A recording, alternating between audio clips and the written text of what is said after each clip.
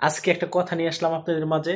যারা প্রবাসী আছে তারা কত কষ্টে থাকে সেটা বড় বিষয় নয়, সবচেয়ে বড় বিষয় হলো ভালো রুমমেট মেলা। আমরা এই ছোট্ট একটা রুমে 4 জন থাকি। বেডগুলো দেখেন, এখানে আগে 3টা বেড ছিল, আমাদের কোম্পানি একটা বেড কমাই দিছে। এখানে সবচেয়ে বড় কষ্ট হলো কোনটা জানেন? একজন খারাপ রুমমেট।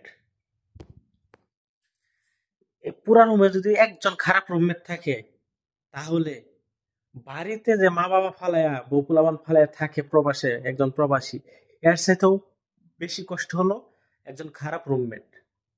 কার কার এমন খারাপ খারাপ রুমমেট পড়ছে জানাবেন কমেন্টে। আল্লাহর রহমতে আমার রুমে বর্তমানে কোনো খারাপ রুমমেট নাই। ইনশাল্লাহ আল্লাহর কাছে শুক্রিয়া যে একজন ছিল চলে গেছে আমাদের রুম থেকে। চলে গেছে বলতে আমাদের কোম্পানি বিদায় করে দিছে, অন্য রুমে নিয়ে দিছে, কারণ সিট কমাইছে, আগে 3টা সিট ছিল। যাই হোক, আল্লাহর কাছে শুক্রিয়া। এখন আমরা আমাদের রুমে 4 জন আছি, 4 জনই পারফেক্ট, কলিজার কলিজা, আত্মার আত্মা। ইনশাল্লাহ এইভাবেই যেন আমাদের বন্ধন থাকে, দোয়া করবেন। আমরা 4 জন একসাথে আসছিলাম, একসাথে আছি এক রুমে। আর কে কেমন কষ্টে আছেন রুম নিয়ে, প্রবাসী ভাইয়েরা অবশ্যই জানাই যাবেন।